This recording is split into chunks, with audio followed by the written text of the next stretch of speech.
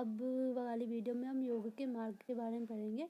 तो योग एक ऐसी साधना होती है जिसके द्वारा हम जो है मानसिक मन की शांति, शारीरिक रूप से मजबूती तथा एकाग्रता ये सब को प्राप्त करते हैं। तो इन सब को प्राप्त करने के लिए हमें विभिन्न साधनों की ज़रूरत होती है, जैसे कि विभिन्न प्रकार के योग मार्ग की, राइट। तो इन्हीं साधन को जो है योग मार्ग भी कहा जाता है। तो यही है कि योग के साधन की अवस्था में हमें मोक्ष की शांति की प्राप्ति होती है। इन सभी की प्राप्ति के लिए हमें विभिन्न साधनों की आवश्यकता होती है और इन्हीं साधनों को योग के मार्ग भी कहा जाता है। महर्षि पतंजलि ने अपने योग अष्टांगन में जो है अष्टांग में इसका जो है व्याख्या किया है, ठीक। तो पहला योग जो है मंत्र योग। तो नाम से ये मंत्र करके योगा करना, तो ये है मंत्र योग का संबंध जो है मंत्रों से होता है। तो इसमें मंत्रों के उच्चारण से जो है हम मोक्ष की प्राप्ति करते हैं। हम अपने मन को एकाग्र करते हैं मंत्रों का उच्चारण करके। कभी कभार हम इन मंत्रों को बोलते भी हैं और अगर नहीं हो तो मन में भी बोल के हम जो है मंत्र योग कर सकते हैं, ठीक। फिर उसके बाद आता है हमारा हठ योग। तो हठ योग क्या होता है? हठ योग का अर्थ, पहले हठ का अर्थ होता है सूर्य तथा चंद्रमा, ठीक। और जो है इस सूर्य तथा चंद्रमा के बीच की अवस्था को ही हठ योग कहते हैं। तो हठ का अर्थ होता है सूर्य तथा चंद्रमा से बताया गया है, तो सूर्य और चंद्रमा के बीच की अवस्था को ही हठ कहते हैं। जैसा कि तुम्हें पता ही हमारे शरीर में बहुत सारी नाड़ियाँ होती है, इनमें से 3 नाड़ियाँ जो है वो मुख्य होती है, सूर्य नाड़ी और चंद्रमा नाड़ी, तथा इन दोनों के बीच में होती है सुषुम्ना नाड़ी।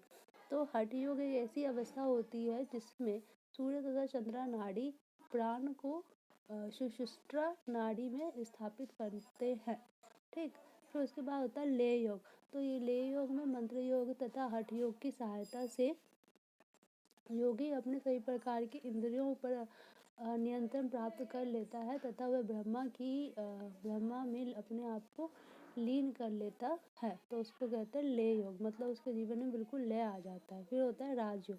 तो राजयोग को सबसे सर्वश्रेष्ठ योगों में रखा गया है क्योंकि इसमें सारे योगों का थोड़ा थोड़ा पार्ट जो है इंक्लूड होता है। जैसे कि तुम्हें पता ही है कि हमारा मन जो है बहुत चंचल होता है, मन हमारा कभी इधर डायरेक्शन में जाता है, कभी उस दिशा में जाता है।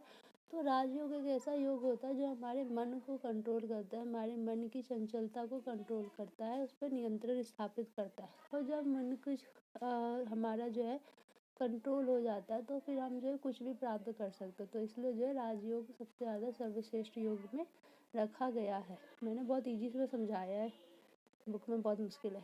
ज्ञान योग।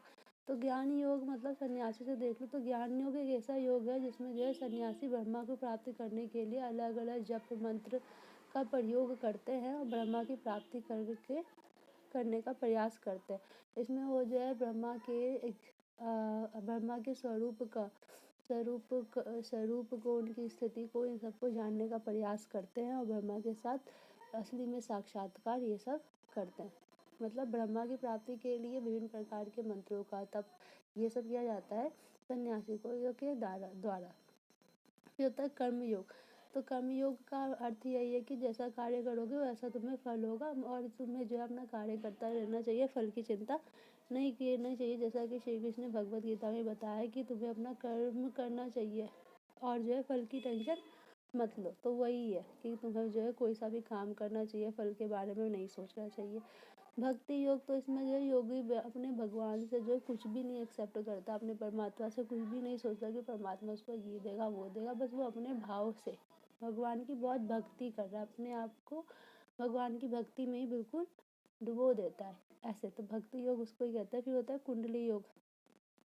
तो कुंडली योग में जो सप्त साधना चक्र होता है उसके प्रयोग से जो है मन को स्थिर किया जाता है, ठीक है, यही है।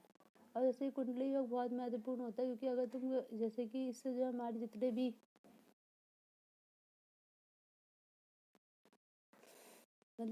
इससे हमारे जितने भी होते हैं अभिलाषा, उन सब पे जो है नियंत्रण सब कुछ जो है स्थापित हो जाता है, ठीक है। अब तुम्हें पता है योग मार्ग में देखो कितने थे। एक तो था मंत्र योग, इसमें जो है मंत्र का उच्चारण किया जाता है। इसमें जो है मंत्र कभी मौखिक भी हो सकता है और कभी का जो है मंत्र जो है और हम तुम कभी जो है मंत्रों का उच्चारण भी कर सकते हो, कभी मन में भी उच्चारण कर सकते हो। फिर हठ योग में जो है सूर्य और चंद्रमा का संबंध होता है हठ से, और सूर्य तथा चंद्रमा के बीच की स्थिति को ही हठ कहा जाता है। और फिर उसके बाद था कि जो है हमारे शरीर में बहुत सारी नाड़ियाँ होती हैं, 3 नाड़ी मेन होती है, सूर्य नाड़ी, चंद्रमा नाड़ी और इसके बीच में होती है सुषुम्ना नाड़ी। तो हठ योग में जो है सूर्य तथा चंद्रमा जो है प्राण को सूर्य तथा चंद्रमा नाड़ी मिलकर प्राण को सुषुम्ना नाड़ी में स्थापित करने का प्रयास करते। फिर लय योग में मंत्र योग तथा हठ योग की सहायता से जो योगी होता है वो अपने जीवन में लय स्थापित कर लेता है तथा वह अपने सभी प्रकार की चिंतन को, सभी प्रकार की इंद्रियों पर नियंत्रण प्राप्त कर लेता है। फिर होता है राजयोग। राजयोग जो है सबसे सर्वश्रेष्ठ योग में से एक है। इसमें जो है लगभग सभी योग के हर थोड़े थोड़े जो है भाग को शामिल किया गया है, इसलिए ये सर्वश्रेष्ठ होता है। जैसे कि तुम्हें पता ही है मन बहुत चंचल होता है, तो इसलिए जो है मन, अगर हमारा मन कंट्रोल में हो तो हम कुछ भी प्राप्त कर सकते हैं। तो इस योग के माध्यम से हम अपने मन की चंचलता पर नियंत्रण करते हैं ताकि हम अपने जीवन की कोई सी भी चीज़ हो उसको हम प्राप्त कर सकें। फिर होता है ज्ञान योग। तो ज्ञान योग में जो होते हैं साधु संत, वो सब जो है जप तप के माध्यम से जो है ब्रह्मा जी को प्राप्त करने का कोशिश करते हैं, और वो जो है जप तप वगैरह करते हैं। इसमें वो जो ब्रह्मा के रूप का जो है वर्णन और उसको पाने की कोशिश करते हैं। कर्म योग बताइए कि हमें कर्म करते रहना चाहिए, फल की टेंशन हमें नहीं करनी चाहिए। भक्ति योग, इसमें जो योगी होता है भगवान से कुछ भी एक्सेप्ट नहीं करता है, बस निस्वार्थ भाव से भगवान की भक्ति करता रहता है। कुंडली योग में जो हमारे सप्त साधना चक्र होते हैं उनके माध्यम से जो मन की एकाग्रता को प्राप्त करने के लिए बोलता है। लास्ट टॉपिक है तुम्हारा जो है योग क्यों इम्पोर्टेंट है। योग जो है स्वास्थ्य क्षेत्र की, इससे हमें स्वास्थ्य के बहुत सारे लाभ होते हैं, जैसे कि हमारे जो है मांसपेशियाँ बनते, शरीर का वजन कम होता है, हमारा मेटाबॉलिक रेट जो होता है वो भी उसमें सुधार आता है, हमारा जो है जो पोस्चर है उसमें सुधार आता है, हमारे पोस्चर में सुधार आता है। तो ये सब होता है। ठीक, सामाजिक में जो हमारा मन शांत होगा तो इससे हम अपने समाज में लोगों से अच्छे से बात करेंगे, तो इससे जो हमारे सामाजिक निर्णय भी जो है सामाजिक जो हमारे रिलेशन है वो भी सुधरेंगे। कार्य दक्षता, तो ये हमारी कार्य दक्षता को बढ़ाता है। फिर उसके बाद है मानसिक लाभ, जिससे हमारा जो मन जो है सभी प्रकार के बुराइयों से दूर रह जाता है, जैसे कि लोभ हो गया, कष्ट हो गया, लोभ हो गया और जो जेलसी हो गई, इन सब से। और फिर आध्यात्मिक लाभ, तो इससे जो आध्यात्मिक लाभ भी होता है, क्योंकि जो इंसान होता है वो अपने आप को अपनी आत्मा को परमात्मा से जोड़ देता है। फिर होता है आर्थिक क्षेत्र। तो आर्थिक क्षेत्र में बहुत सारे योगा सेंटर स्थापित हो गए जिसमें तुम जा सकते हो और तुम जो टीच कर सकते हो। फ्रेंड का कॉल आया 2 बार let me call him back. पता नहीं सेव हो रहा है नहीं हो रहा है, आई डोंट नो।